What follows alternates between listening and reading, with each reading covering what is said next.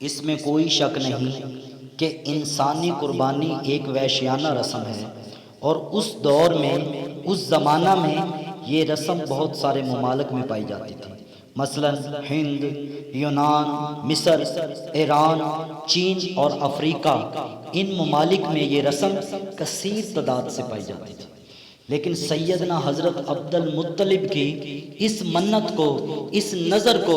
اس رسم کے ساتھ جوڑنا، اس رسم کے ساتھ تشبیہ دینا، یہ سراسر غلط اور سراسر ناانصافی کی بات ہے، کیونکہ سیدنا حضرت عبد المطلب نے یہ منت جو مانی تھی، یہ کسی غیر اللہ کے لیے نہیں تھی، یہ صرف اللہ کے لیے تھی۔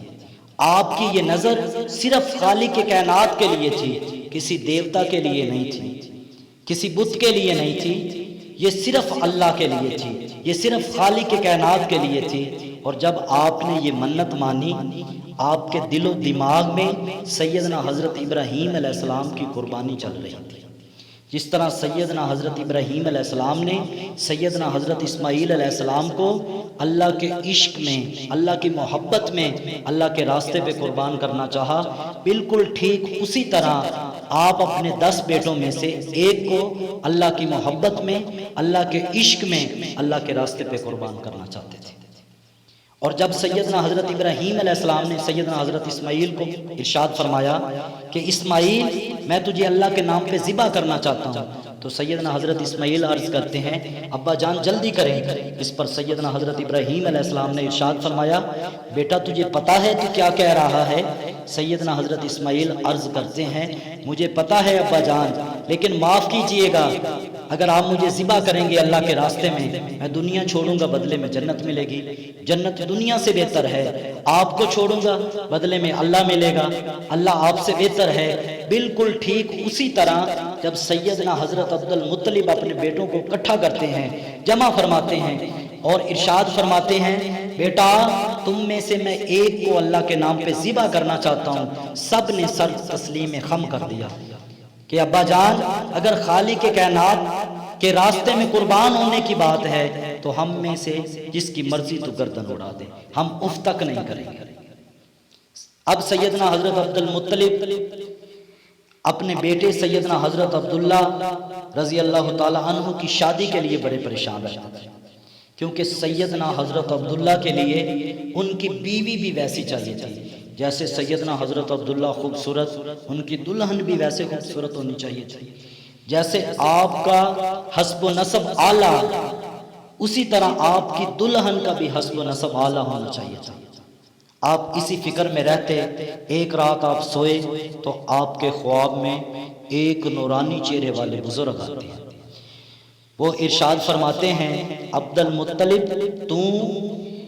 عبداللہ کی شادی کے لیے پریشان نہ ہو، یثرب میں چلا جا اور جا کر وہب بن عبد مناف کی بیٹی کا رشتہ مانگ لے، جس طرح تیرے عبداللہ کا حسب و نسب اعلیٰ ہے اسی طرح سیدہ آمنہ کا بھی حسب نسب اعلیٰ ہے۔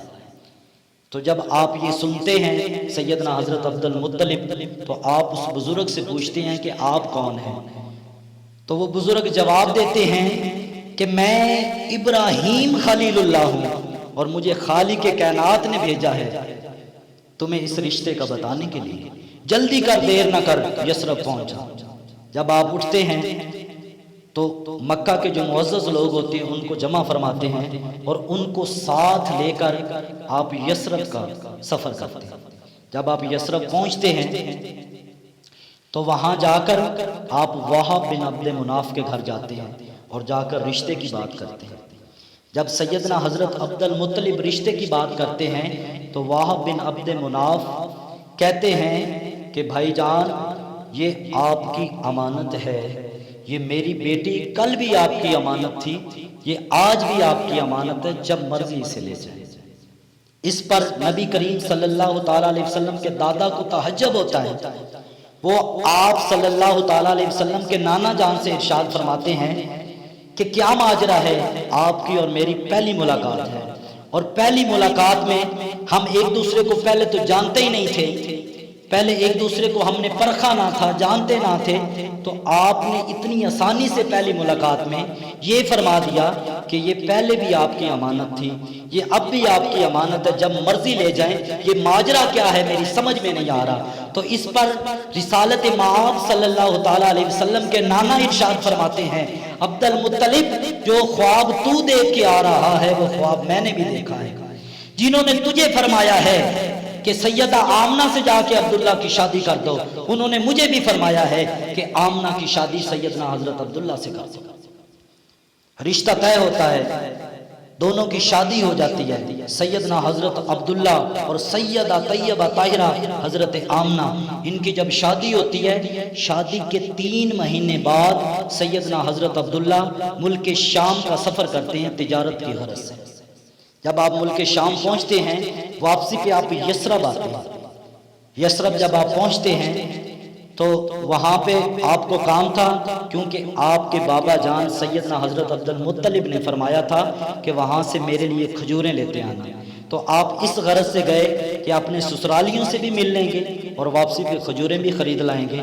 جب آپ وہاں پہنچے، آپ کو بخار ہوا اور آپ اللہ کو پیارے ہو گئے۔